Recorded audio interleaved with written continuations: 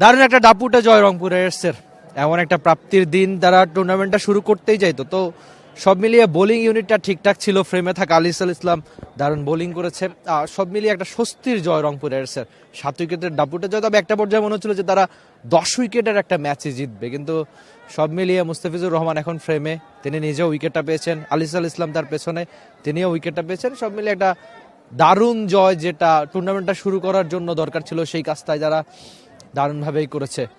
ফ্রেমে তাদের কোচ মোহাম্মদ রফিক, সব মিলে একটা স্বস্তির জয়। তবে আপনি যদি বোলিং ইউনিটের কথা বলেন, সেক্ষেত্রে সবাই উইকেট পেয়েছে, কেবলমাত্র খুশদিল ছাড়া। তবে ফাইম যেভাবে 5টা উইকেট নিয়েছে, সেটা অবশ্যই ছিল স্বস্তির। আমরা রংপুর রাইডার্সের রৌনারদের দেখতে পাচ্ছি, যারা এখন বেশ হাসি খুশি, হাসি মুখে তারা টুর্নামেন্টটা শুরু করেছে, যেটা আদতে দরকার ছিল। টুর্নামেন্টের একটা শুরুটা যেমন প্রয়োজন ছিল, সেই কাজটাই তারা দারুণভাবে করেছে। যেটা বোলিং ইউনিটের কথা যদি আমরা বলি, প্রায় প্রত্যেক বোলার খুশদিল ছাড়া প্রত্যেকেই উইকেট পেয়েছে। নাহিদ রানা 3 ওভারে 33 রান দিয়ে 1টা উইকেট, যদিও একটু খরুচে ছিলেন। ফাহিম আশরাফ 3.5 ওভারে 17 রান দিয়ে 5টা উইকেট। আলিসাল ইসলাম 3 ওভারে 17 রান দিয়ে 1টা উইকেট। মুস্তাফিজুর রহমান 3 ওভারে 19 রান দিয়ে 2টো উইকেট। তার নামের সঙ্গে আজকেই রংপুরের হয়ে খেলতে নামা সুফিয়ান মুকিম 4 ওভারে 12 রান, মাত্র 1টা উইকেট।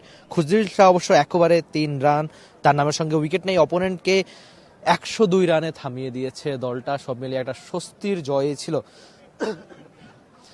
আর ব্যাটিংয়ে দাউদ মালান 51, লিটন কুমার দাস 47, এই দুজনের ব্যাটে চড়েই সহজ একটা জয় পেয়েছে রংপুর রাইডার্স। টুর্নামেন্টের শুরুটা অন্তত তাদের দাপুটে হয়েছে। সচরাচর সব সময় তাই হয় যে দেখা যায় টানা 5টা 6টা 7-8টা ম্যাচ রংপুর রাইডার্স জিতে নেয়, কিন্তু শেষের দিকে একটা ব্লান্ডার করে বসে। এবার অন্তত তা না হোক, সেটাই হয়তো ক্রিকেট ফ্যানরা চাইবে। রাহুল, কেমন দেখলেন রংপুর রাইডার্সের প্রথম ম্যাচ? না, আপনি যেরকম এক্সপেক্ট করবেন রংপুর রাইডার্সের মতো দলের কাছ থেকে টুর্নামেন্টের শুরুতে, সে ধরনের পারফরমেন্সই তারা করেছে। একেবারে টুর্নামেন্টের প্রথম দিনই তারা জানিয়ে দিল কেন আসলে তাদেরকে নিয়ে মাঠের বাইরে এত বেশি আলোচনা হচ্ছে, কেন বারবার বলা হচ্ছে তারাই শিরোপার সবচেয়ে বড় দাবিদার।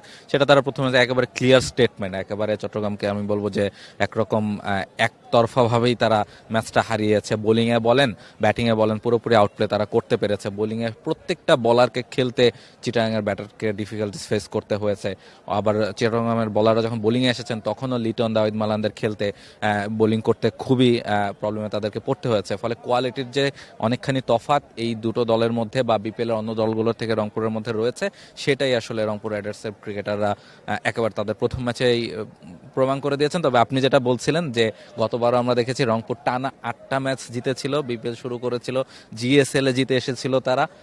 তারপরে কিন্তু হুট করেই একটা ছন্দপতন তাদের হয়েছিল, সেখান থেকে তারা আর কিন্তু কাম ব্যাক করতে পারেনি। বিপিএল এর ফাইনালও তাদের খেলা নেই। ফলে এইবার নিশ্চয়ই তারা সচেতন থাকবে যে যেই প্লেয়াররা তারা এই মুহূর্তে খেলছে, তারা যেন আসলে কন্টিনিউ করতে পারে এবং তারা যেন পুরো টুর্নামেন্ট জুড়ে রংপুরকে সার্ভিস দিতে পারে এবং শেষ পর্যন্ত তারা সেই পারফরমেন্সটা ধরে রাখতে পারে। সঙ্গে আরেকটা ব্যাপার নিশ্চয়ই দর্শকরা চাইবেন যে লিটন কুমার দাসও যেন অনেক বেশি রানে থাকেন। আজকে যেটা হয়েছে যে সেট হয়েছেন, তারপর আউট হয়েছেন, চেষ্টা করে আসা উচিত ছিল, যদিও সামনের দিনগুলো হয়তো তার ব্যাটে দেখা যাবে। আর দেখা যাক বিপিএল যত সামনে এগোবে রংপুর রাইডার্স পারফরমেন্সটা কেমন করবে। আর চট্টগ্রামের খেলা তো আপনারা দেখলেনই। আপাতত আমরা বিদায় নিচ্ছি। রাহুল রয় ছিলেন, আমি রিফাত এমিল ছিলাম আপনাদের সঙ্গে এতক্ষণ।